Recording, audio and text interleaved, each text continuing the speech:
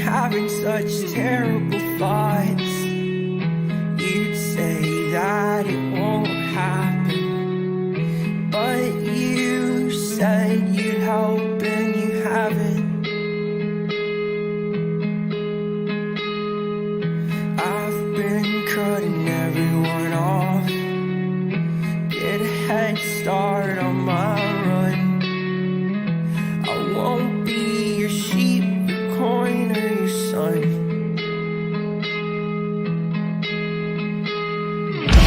Is it just in this predicates? Coherent yet unknown name.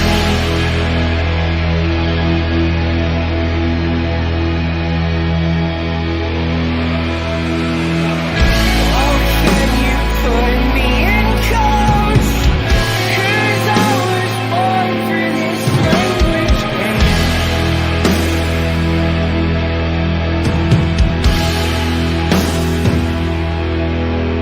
To fall on your side means that I lie. On the other, I would die. I just crucify. I just crucify. I just crucify. I just crucify.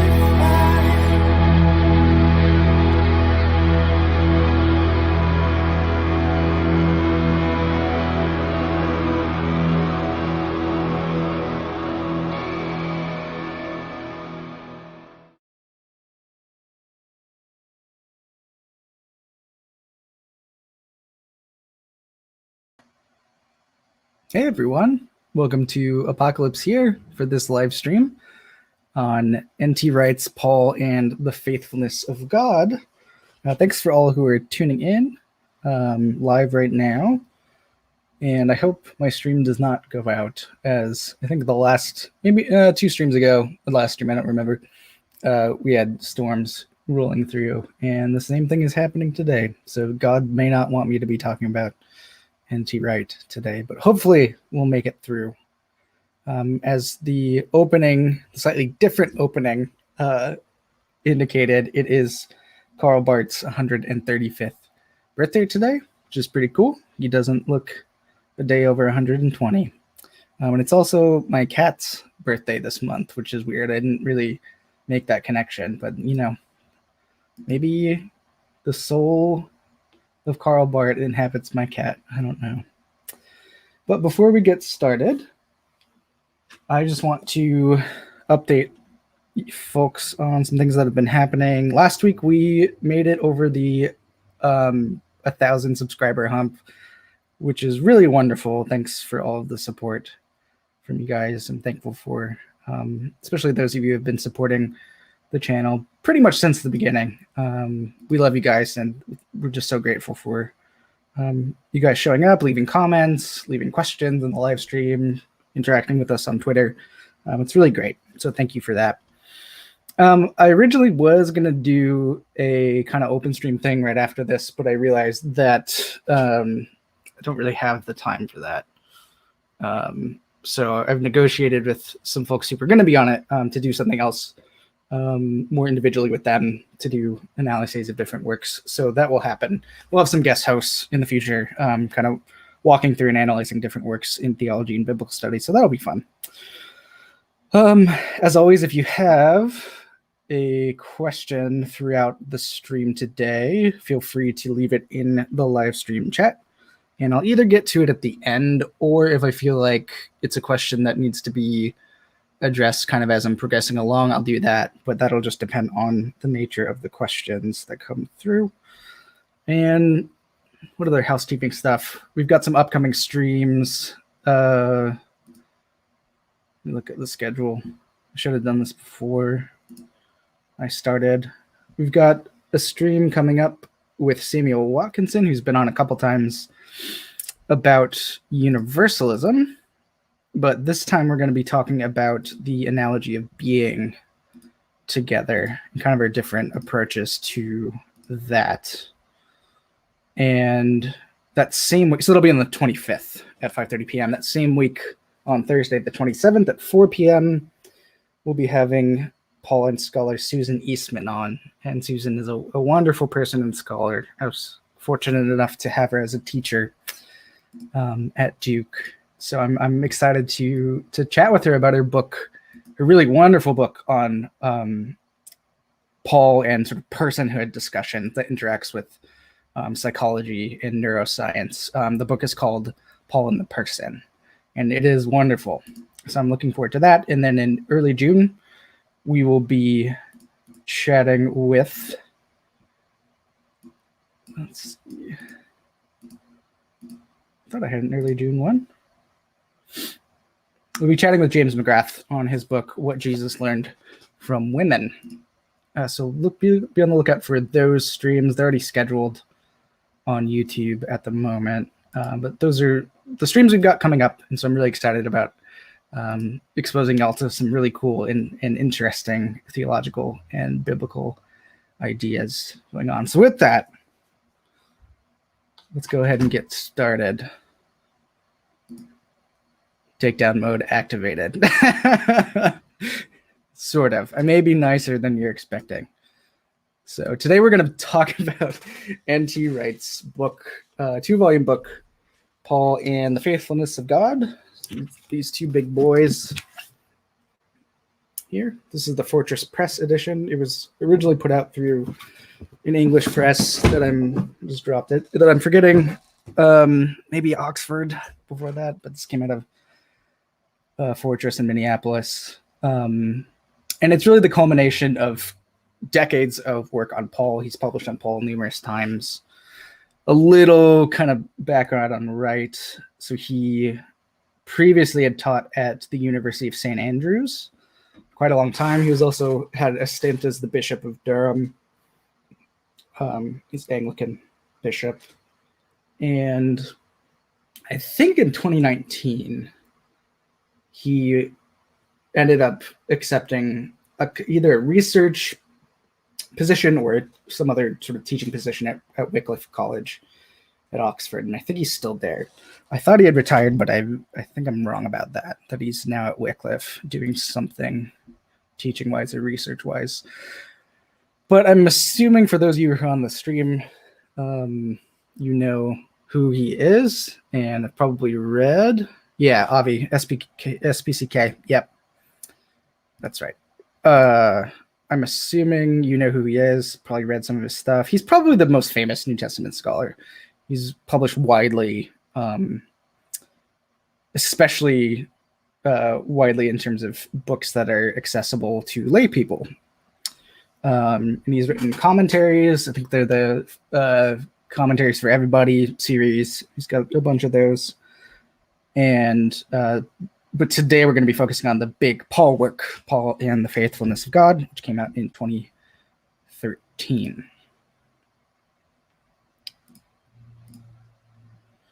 Let me get my slides ready. Okay, so what we're going to do first is kind of situate N.T. Wright within broader Pauline scholarship in the modern period. And I remember taking a doctoral seminar at Duke on Pauline theology, where we were basically surveying modern theological accounts of Paul and sort of related scholarly trends. And the general impression that I gained was that there were basically 3 recurring problems within these different sort of trajectories that I think will help us make sense of Wright's contribution to the field in Paul and the Faithfulness of God. And I'm just going to refer to the book as PFG for short, because I don't want to say the whole thing every time I mention it. So I think the first thing, the first problem that tends to come up quite a bit is the problem of the Lutheran reading of Paul, and how it's sort of dominated Pauline scholarship in the modern period. And Christopher Stendhal coined that phrase, the Lutheran reading. And it's not really that fair to Luther or many of Luther's interpreters.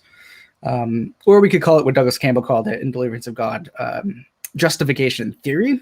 And this really says that Paul is all about having faith, getting justified, and transferring out of this sort of self-evidently problematic situation, usually to do with the law, in which a person is sort of hopelessly trying to work their way to God, but ends up that they're under God's retributive wrath, and then they transfer into a Christian situation through faith. This model sort of departs from a particular reading of Romans 1:18 to 3:20, and out of all proportion, it tends to exert dominance over the rest of Paul's texts and theological commitments. So that's kind of problem one that shows up in the modern period quite a bit. Problem two, the interpretation of Paul has generally fallen prey to a thought act or being act dichotomy. So Paul's theology tends to be isolated and analyzed apart from his lived experience as a missionary to establish and nurture church communities throughout the ancient Mediterranean. Right? So, but we need to remember that Paul's practical missionary activity is theological, and his theology is fundamentally informed by his missionary activity. So that's problem number two. Problem number three, discussions among those committed to Paul's interpretation and actual theologians have been somewhat muted, if not entirely absent. New Testament scholars can too easily expect competent historical analysis of Paul to sort of bring forth fully formed, self-evident theological questions, when I think it really takes years of theological study to properly recognize the issues at play in any given text, the theological issues at play in any given text, along with the sort of culture-bound assumptions that might be distorting the way we're handling them as modern Western readers. Okay, so those are sort of the three problems. And I think Wright's PFG seeks to break through all of these problems, all three of these problems. Wright certainly knows about the Lutheran reading and its resultant problems, and he's known by a lot of people as offering a compelling alternative to the sort of classic Lutheran reading of Paul. In fact, he is kind of like the gateway drug for evangelicals into something more interesting and canonically responsible. He rightly rejects a merely conceptual Paul and instead wants to embed him in a worldview analysis, which we'll talk about a little bit today, that attempts to take into account Paul's practical engagements. So worldview analysis is how he does that. And he's clear that he is interested in theology, right?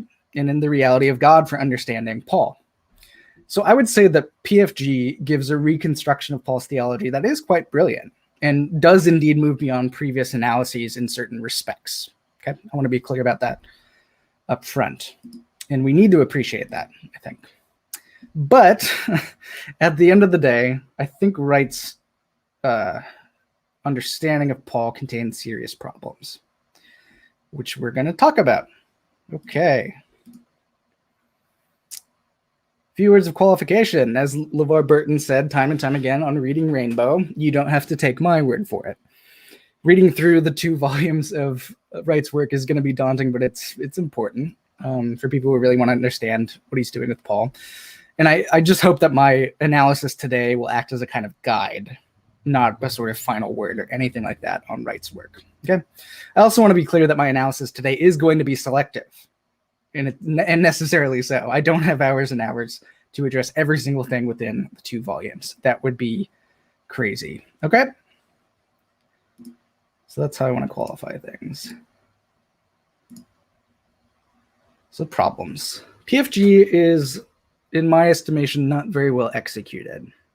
And I'll unpack this more as I go along. But let me just say at the outset that there are basic problems of method and exegesis in Wright's reading of Paul.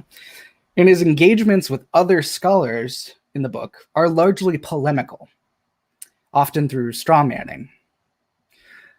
And I'll give an example of that later. But the biggest issue, I think, is that Wright's reading of Paul's theological thought is still unresolved. The problem of Lutheranism or of justification theory and its resultant dichotomies is left unresolved and is really just recast in a different way by Wright. And this, at least for me, is pretty disappointing. I see these problems as resulting from the way that he attempts to execute 2 basic agendas in PFG, which is going to structure my analysis this afternoon. The first agenda being his anti-Marcionite soteriological agenda and his revelational agenda, or what I'm going to call his sneaky apocalyptic agenda, which rejects adoptionist and Gnostic elements in Paul. Okay, so the first agenda being anti-Marcionite, the second one being basically anti-adoptionist and anti-Gnostic. And both of these agendas are commendable, right? At least from where I'm coming from. But in terms of their execution, they don't really turn out that well for Wright. And we'll see why momentarily. So Wright argues initially quite familiar, on familiar terms to people who know Wright's positions on Paul and his understanding of Paul's account of salvation. Wright thinks that we first need to grasp this grand story that Paul is presupposing as grounded in the Jewish scriptures. Okay, and this story moves from plight to solution, although it's complex and sort of extended. The big story begins prior to creation with wisdom as the one through whom creation occurs. But then creation is ruptured by the fall, as recounted in Genesis 3. And pretty much right away in the story, we have to talk about a plight or a problem, right? And then the story continues on through the call of Abraham and his family, where God promises to save humanity from its post-Adamic plight. God calls or elects Israel, who's descended from Abraham and Sarah, to help reverse this problem, constituting the all-important covenant for Wright. At this point, Wright detects an Exodus plot.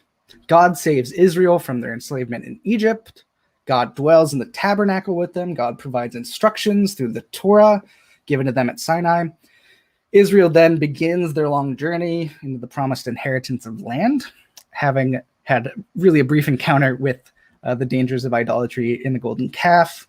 And once they arrive in the land, Wright sees the arrival of kingship and the cult of the Jerusalem temple.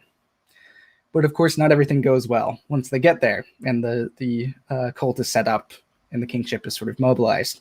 Israel fails to be faithful to God, according to Wright, and it's calling to bring salvation to the rest of the world. Israel is then punished by God with devastation, the control of foreign powers, and then with exile, which Wright sees as continuing all the way through into Paul's own day. So basically what we have is an extended multi-phase plight that moves from wisdom through creation, the garden, Abraham's covenant, the Exodus, the temple, the monarchy, the exile, right down through to Paul's own context in late Second Temple Judaism. Okay? And then Wright will talk about a solution to this problem. The solution to Israel's plight pivots around Jesus, Israel's Messiah and King. Jesus shoulders the sins of Israel, who in their failed commission already had the sins of humanity heaped on them, according to Wright. Christ's death on the cross atones for this in an act of faithfulness. And this even justifies all people who've responded faith, not just Israel. And the faithful are removed from exile and from God's wrath in general, at which point an eschatological and rather different Israel begins to take shape. This Israel, this eschatological new Israel, he does not like using, when people talk about him using, talking about a new Israel, but that's basically what it is. It's a reformulated Israel. This Israel passes through the new Exodus in baptism, emerges wearing the badge of faith. And beyond this Israel is shorn of the symbolic praxis of Judaism. That's a quote from several places in Paul and the Faithfulness of God. Shorn of the symbolic praxis of Judaism. And this apparently drives them to theology. They now possess circumcised hearts by the Spirit, allowing them to undertake basically a virtue ethic while they await the bodily resurrection that's been guaranteed for them by Christ's resurrection. So this is really the basic story that Wright sees animating Paul's key thinking. And he contends that it resolves many of the tensions in rival Pauline schools. Ideas like participation, justification, theosis, etc., are just moments within this larger story that Wright has discovered, holding them all together within a broader narrative about Israel. So participation denotes Christ's representative activity on behalf of Israel and their king. As their king, justification is a verdict of acquittal realized for Christians in the atonement. Theosis refers to the ensuing devotion of ecclesial Israel to virtue. And so for Wright, these emphases don't need to be played off against one another. They're all moments within a larger story, each moment pointing to it and helping comprise it, but not fully comprehending it. Okay. Now, this is a distinctive account of Paul's thinking, and Wright would admit that this doesn't exactly jump off the pages of Paul's corpus. So undergirding this big story that I've been talking about is a set of 3 methodological moves that enable Wright to tease his story out of the Pauline text to facilitate the claim that this is the corpus's key underlying dimension. So these are the 3 methodological moves. 1, worldview analysis. 2, intertextual maximalism. And 3, Romans centrism. So worldview analysis. Wright constantly introduces the worldview of late Second Temple Judaism into his analysis of Paul, utilizing a classic sociological text by Berger and Luckman. And the presence of this interpretive dimension allows him to say that Paul's worldview might not be explicit, but it can still be ubiquitous, like the lenses on the glasses of a myopic scholar, which are seldom directly seen themselves, but enable him to see all of the pages on his desk, right? So that's worldview analysis. That lets him kind of advance his reading. The second part is intertextual maximalism. So the intertextual dimension in Wright's analysis is absolutely central. He's really known for this. But it comprises several modes that need to be distinguished. It's maximal. He sees it in play pretty much everywhere, assisted by the worldview analysis that we just noted. A simple verbal gesture can evoke an entire system, and so allows the introduction of that system into Paul's thinking. His intertextuality is also apparently Jewish, according to him. Paul engages with Greco-Roman texts and culture, but is shaped fundamentally by the Jewish scriptures. And those scriptures are to be read in an integrated narrative and referential fashion. They tell one principal story that accurately reflects external reality. They recount the history of God's relationship with history, from creation through the history of Israel to the history of the church. Okay, so that's intertextual maximalism. And then Romans centrism. The controlling biblical story that I summarized earlier on that stretches from pre-existent wisdom through to Adam, Abraham, the tangled history of Israel, and to the coming of the Messiah in eschatological Israel is detected in every major subsection of Romans. For example, Wright claims at one point, quote, Romans 6-8 constitutes, among other things, a massive retelling of the Exodus narrative. It takes us on a journey through the water by which the slaves are set free. So chapter 6, up to the mountain where Torah is given, with its attendant paradox in that it is simultaneously A, and that it simultaneously A invites Israel to keep it and so find life. B confronts Israel with the fact of indwelling sin. So chapter 7. And then on the homeward march to the inheritance against the somber warnings about not wanting to go back to Egypt, i.e. chapter 8. So that's from 695 in Wright's book. So once Wright feels that he's established his case in Romans, throughout a large chunk of Romans, he can find the same controlling story more frequently in other Paul's texts than would otherwise be the case. Okay, so this is basically the methodological system that Wright uses to detect Paul's underlying central narrative. So what should we make of this? Perhaps surprisingly, Wright's account of Paul in terms of a sweeping biblical story is basically just the Lutheran reading or justification theory writ large.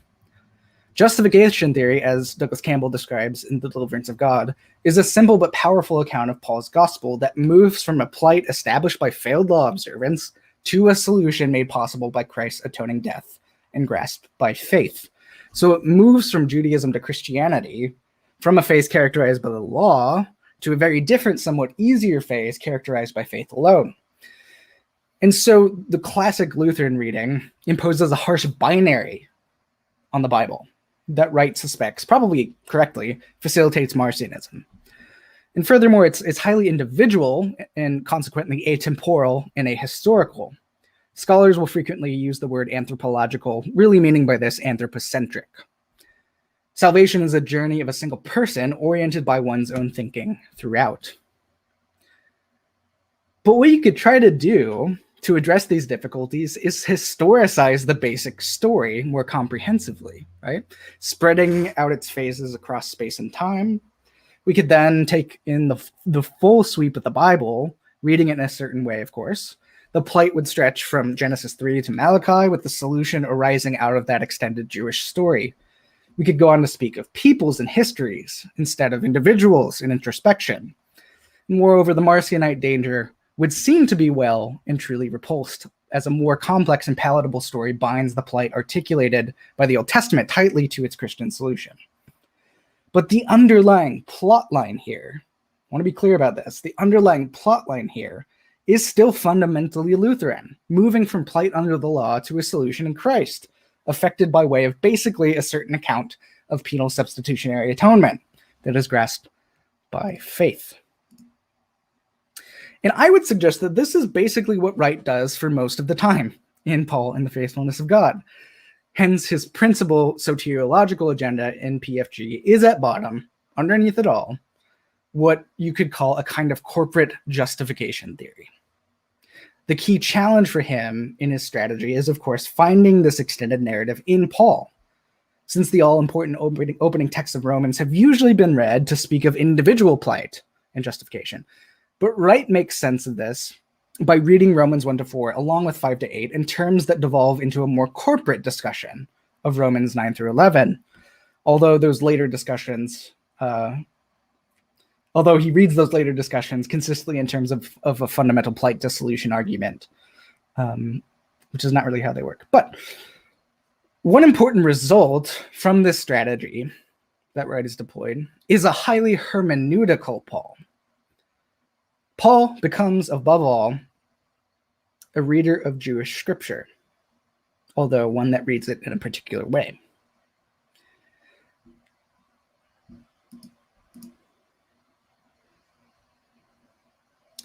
I also think this explains a lot about how Wright has been received by other scholars. Those with biblicist proclivities find much to like in his work. His Paul remains recognizable for those journeying away from what we would call classical Lutheranism and its American evangelical expressions. Wright's Paul is more satisfyingly canonical than the old model, not to mention more historical in its approach, although he remains reassuringly stable in his hermeneutical terms. But outside of this constituency, Wright has basically caused offense. Classic Lutherans are, of course, offended by Wright's abandonment of classic Lutheran soteriology. They complain that he is unclear at critical points about key questions. A good example of this is his correspondence with John Piper in Justification, his book Justification. Then Wright's Piper is, I think it's called The Future of Justification, where that's essentially what Piper is kind of calling out. It's not really like you're unclear with your exegesis, right?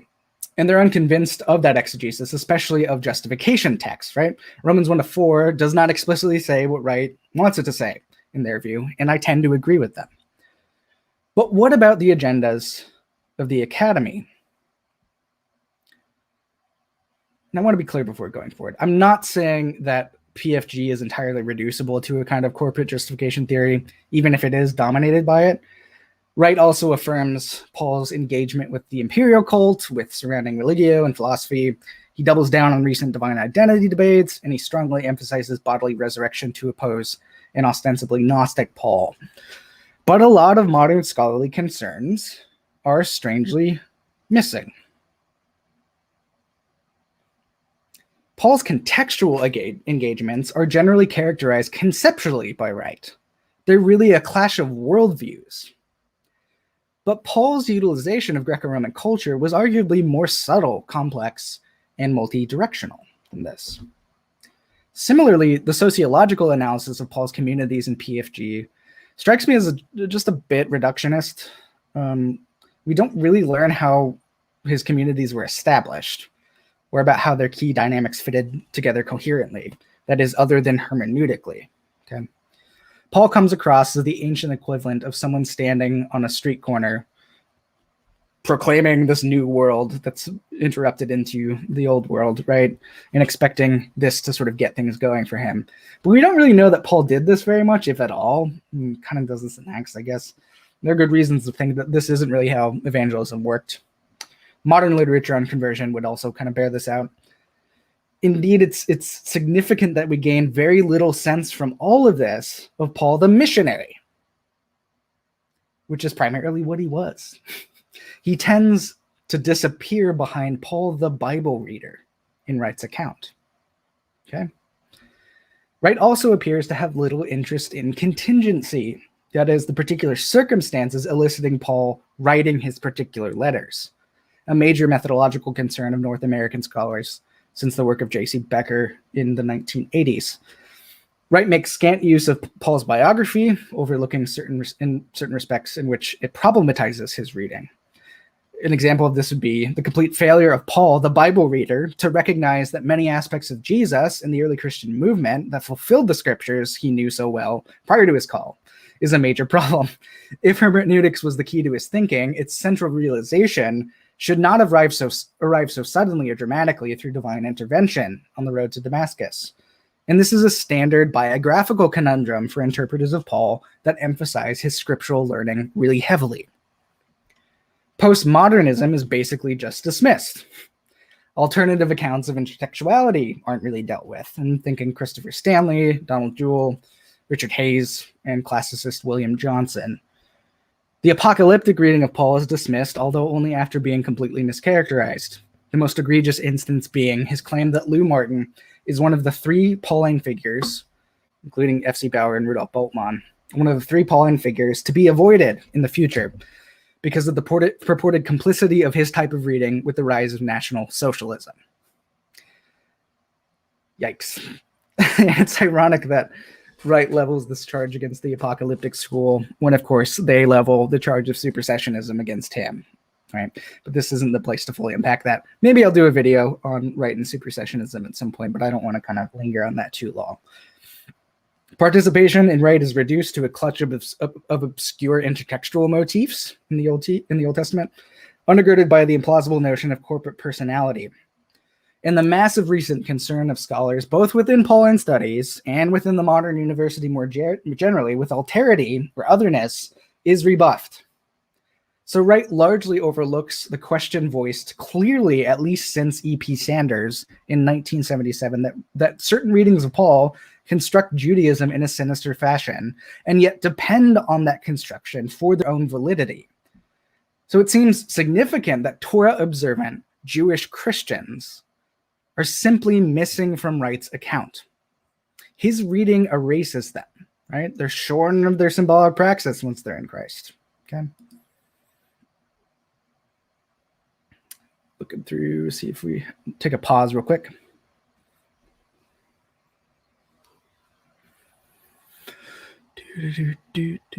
Yeah, Elvier picked up on the contingency thing that I was talking about.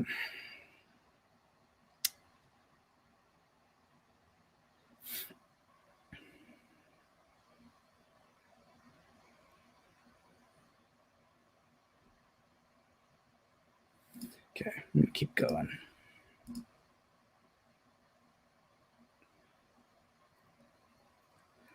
Okay, we can summarize this by saying that Horsley, Bauckham, Hurtado, folks like that are in play, along with a certain account of Richard Hayes, one that Hayes may not be entirely happy with.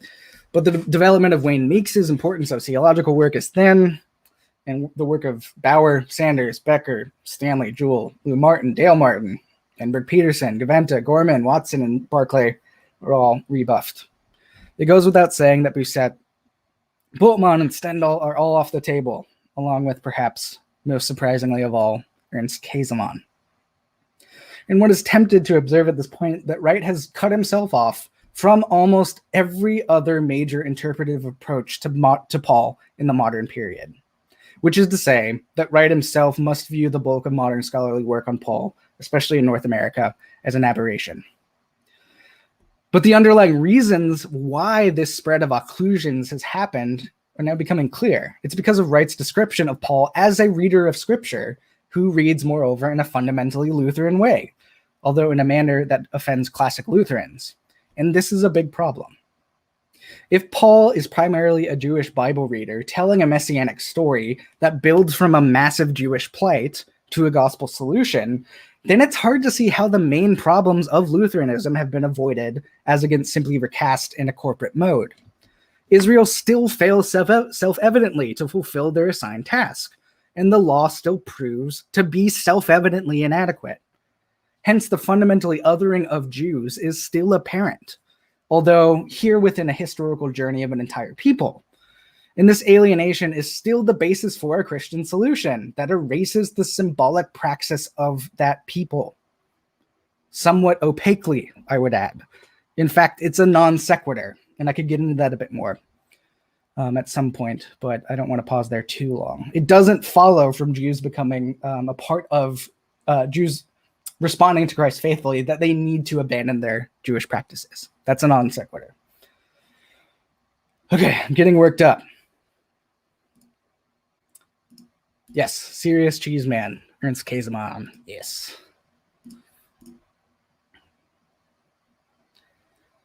Okay.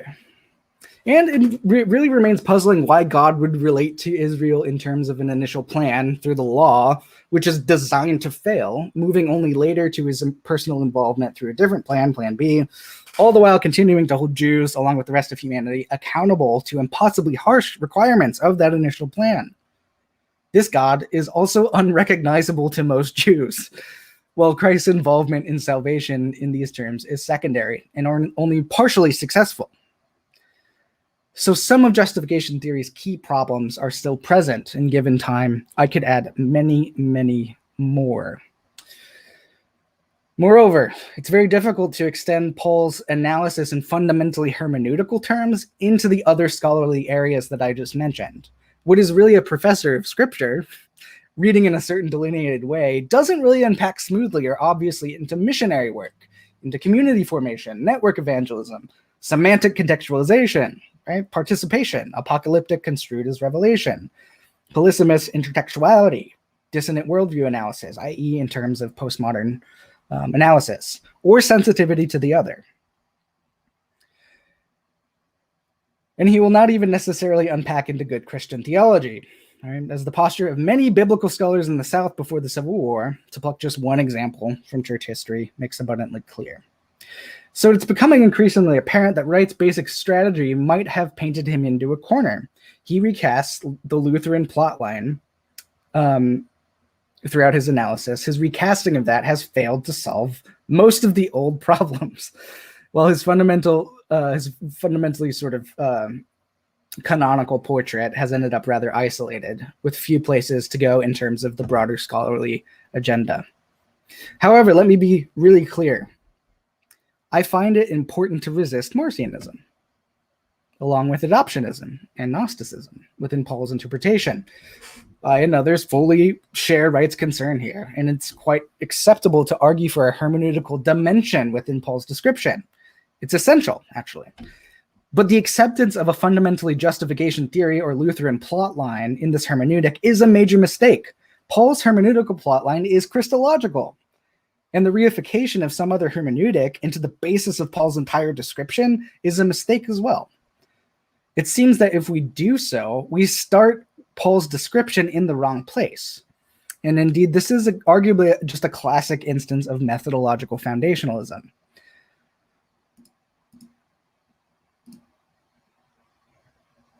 Wright's anxiety, for example, about Marcion's sundering of the Testaments has led to the insertion of Paul's biblical work into the heart of his analysis. It is the basis for everything else. However, the result of this decision is arguably the opposite of these worthy goals for two principal reasons.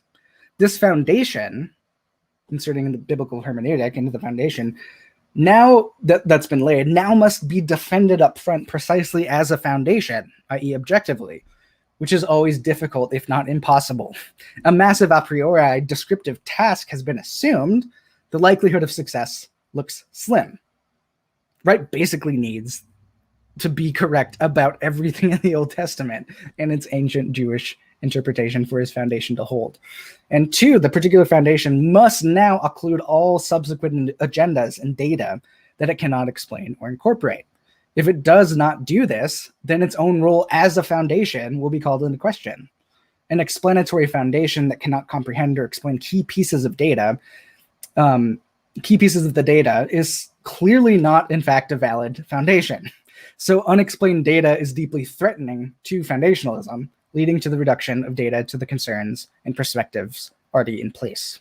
So in short, methodological foundationalism, within that kind of way of arguing, anxiety begets a punitive solution in the form of a foundational commitment to that solution. And this begets, in turn, a massive and fragile initial descriptive task, followed by a characteristic reduction of everything to that agenda, at which point the entire project begins to crumble. And this response to the initial concern turns out to be self-defeating. But this is where I suspect that we have ended up in PFG.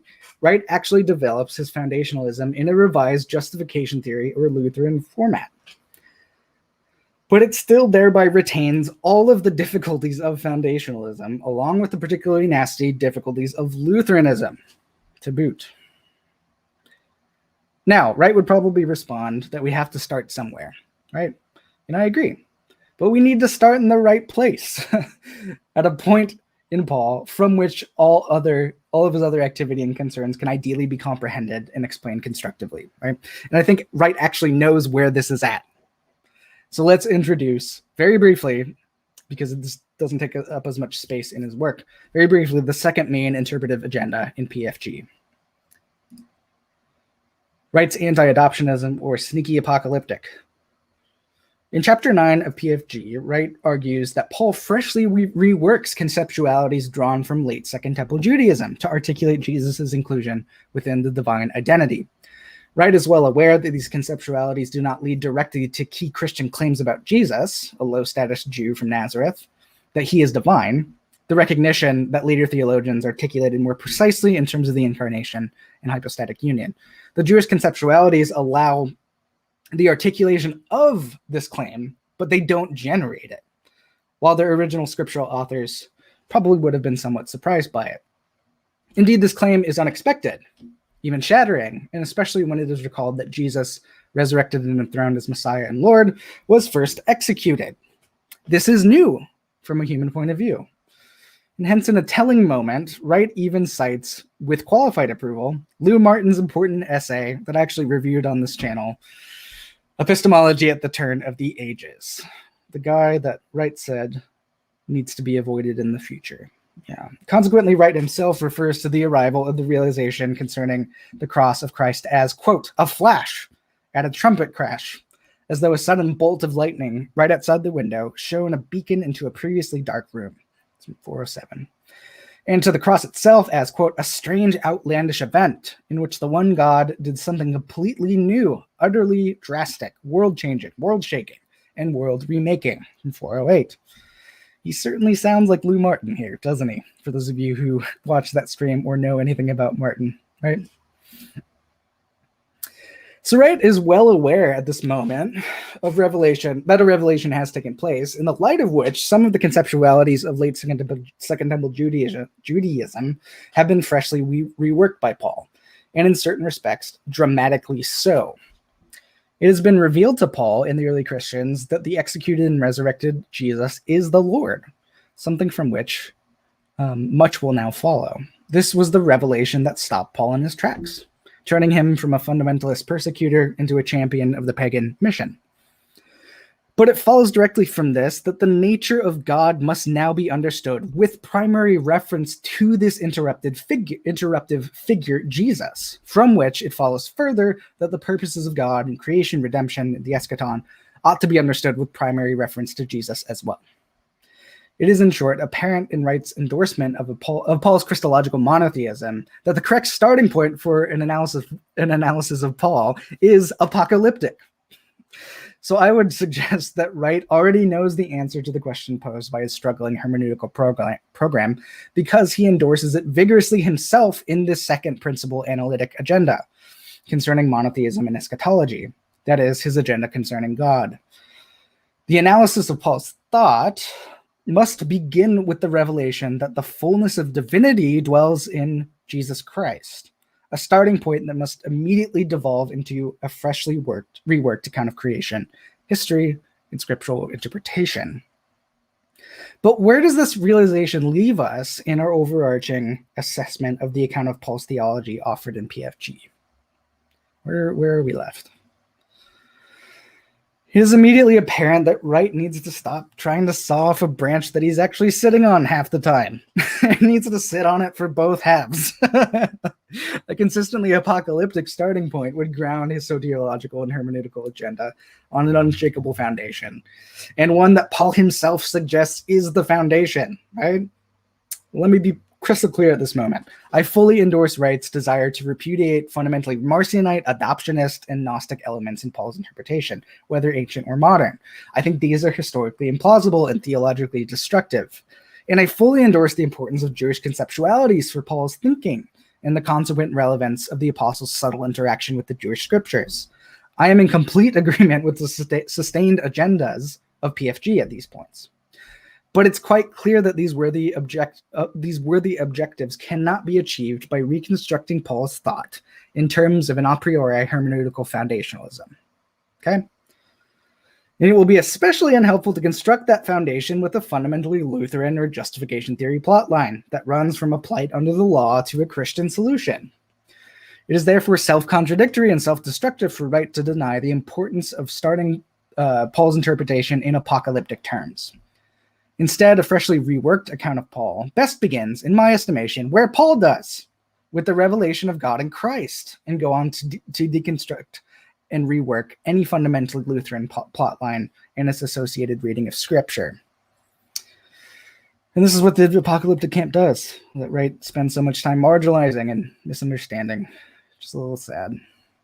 I think the key lesson that arguably emerges from my parsing of Wright's account of Paul's theology in PFG are the realizations that a robust, coherent, and dynamic account of Paul's theology cannot compromise with justification theory. It can't concede to it. Okay, rather, the future of the apostles' theology is, as Wright himself intimates, apocalyptic. But it must be apocalyptic in a resolute manner that moves consistently and courageously beyond Wright's ambivalence, both by committing to that starting point with all its consequences and by purging the apostles' thinking of alien categories that most often intrude under the guise of law-gospel sequence that is derived ultimately from a vulgar account of the Reformation. As Wright himself might say, a proper account of Paul's theology should not be a bad 20th century account of a 16th century problem. Right? Although neither must it be a 21st century response to some second century problems. Right? So is Wright's Paul right? Not quite. But the seeds, I think, of a correct, dynamic, liberative, and apocalyptic, and hence Wright, account of Paul, are all there. Okay. You're right, Rob. Yeah, I think that he does talk apocalyptically some of the time, and I wish he would do that all of the time. It's there and it's important for him, but it's so subservient to the prior stuff, that prior agenda that he's got going on. Maybe NTW can be a gateway drug for evangelical. Yeah, so I think the problem though is that he dumps on the apocalyptic crowd so much that anyone who's reading him are going to get a bad taste in their mouth when they hear the word apocalyptic, right? So I think in order for him to be that, he would need to kind of lay off that. I think he should, because he's wrong about it. He completely mischaracterizes the apocalyptic crowd. Okay. Let's go back for some questions.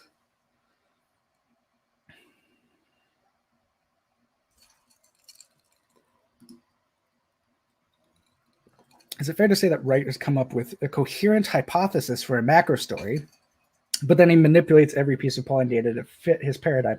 Yeah, and the coherent kind of macro story that he comes up with, as I was saying, is just a corporatized and historicized version of the Lutheran reading or justification theory.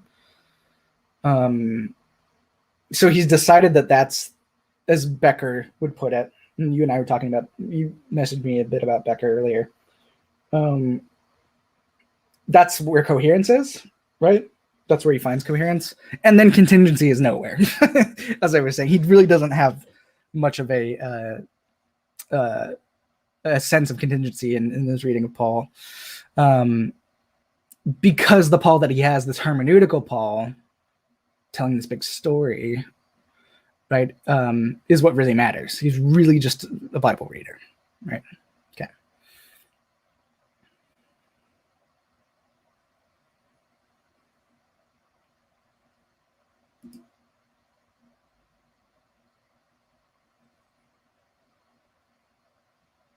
Is Wright's conception of Paul's theologizing not as cosmic as it should be, specifically in his focus on the imperial cult, Christ versus Caesar framework?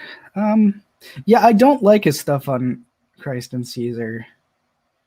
My wife Laura has actually written a piece for JBL that came out earlier this year, kind of critiquing Wright's approach and others, Horsley and folks like that, who try to set up this sort of Jesus versus Caesar thing, political reading. I just don't think it has legs. Honestly, I don't think it really works. I don't know if the issue is that Wright's not as cosmic as he should be. He talks a lot about the cosmic significance of Jesus. So, but yeah, on the imperial cult thing, I think he's just wrong. And I think there are good reasons for why he's wrong about that.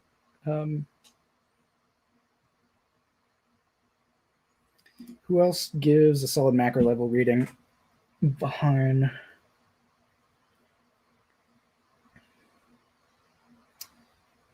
I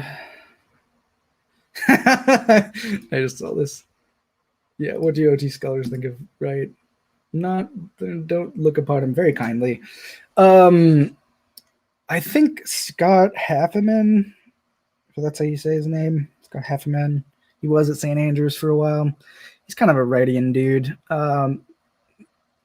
Mike Bird is similar, I think, on that stuff. Yeah. Any other questions about Wright? I'm going to remove this.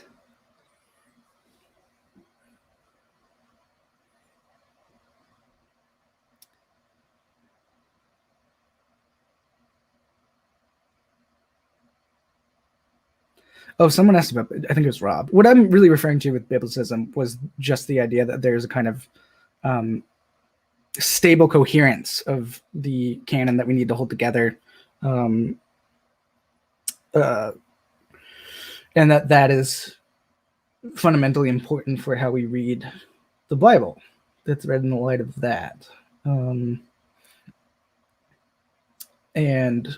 theologically, what comes out of that is that our theology needs to take into account a kind of canonical scope of that these things are stable, they're all kind of working together, there's no real kind of contradiction between them, right?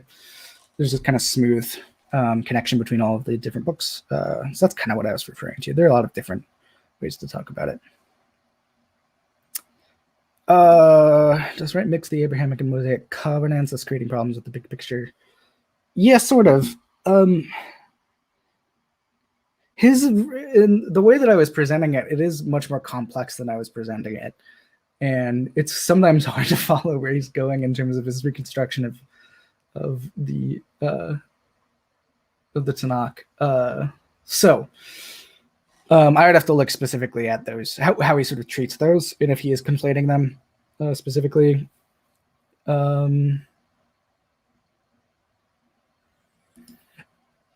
Right, often talks about Jesus converting the devil. Yeah, right. They're fundamentally connected. You are right for right. You are right for right.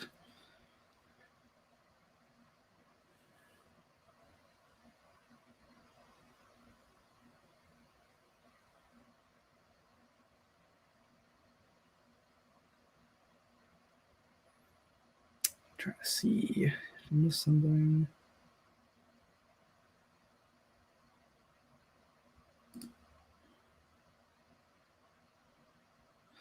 Yeah, if you got any more questions, drop them down into the chat. If we don't have any more, then I will end the stream soon. I'm going to go ahead and play some music as we do this. And kind of log off that way. And then I'll respond in the chat. Okay.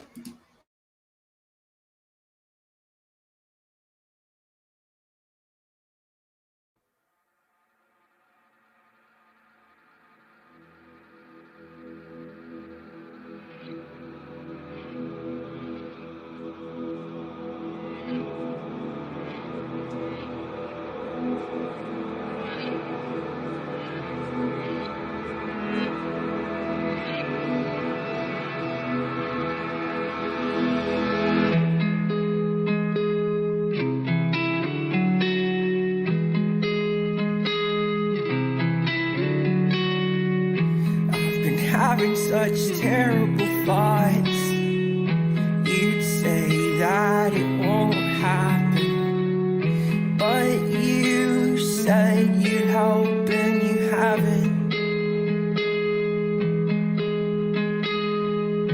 I've been cutting everyone